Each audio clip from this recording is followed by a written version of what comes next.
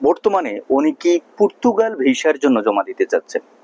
আর এর জন্য ভিত্তি করে মিডল ইস্টের যে সমস্ত দেশ রয়েছে ওই সমস্ত দেশ থেকে আমাদের বাংলাদেশে যে সমস্ত প্রবাসী ভাইরা আছেন তারা কিন্তু প্রতিনিয়ত চেষ্টা করতেছেন যে পর্তুগালে যাওয়ার জন্য, বিশেষ করে ওমান থেকে, সৌদি আরব থেকে, দুবাই থেকে, কাতার থেকে এবং মালয়েশিয়া থেকে অনেকেই কিন্তু চেষ্টা করতেছেন যাওয়ার জন্য। সেক্ষেত্রে আপনি কোন কোন দেশ থেকে জমা দিলে পর্তুগাল এই দেশটির জন্য আপনি যেতে পারবেন, তার মধ্যে উল্লেখযোগ্য হচ্ছে অনেকেই প্রশ্ন করতেছেন যে ভাই আমি ওমানে আছি, ওমান থেকে যাওয়া যাবে কিনা। দেখেন, আপনি যেহেতু ওমানে আছেন, ওমানে পর্তুগাল দেশের এম্বাসি আছে কিনা সে বিষয়টা আপনাকে খেয়াল রাখতে হবে।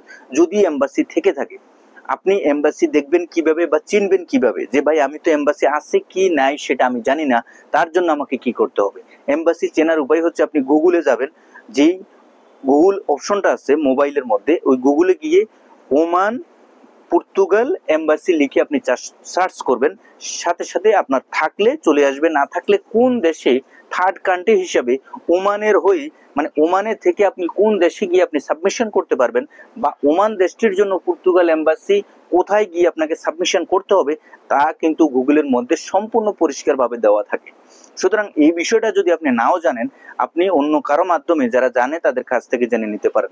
সাথে সাথে যারা এই ভিডিওটা দেখবেন, অবশ্যই যদি আপনাদের মনে হয় যে জানার প্রয়োজন, কমেন্ট বক্সে কমেন্ট করবেন, আমি আপনাদেরকে দিয়ে দেবো। যদিও মানে পর্তুগাল এম্বাসি থেকে থাকে, পর্তুগাল এম্বাসিতে একটি মেল দিবেন, মেল দিয়ে সরাসরি আপনি জেনে নেবেন আবেদন করতে পারবেন কিনা কাজের ভিসার জন্য।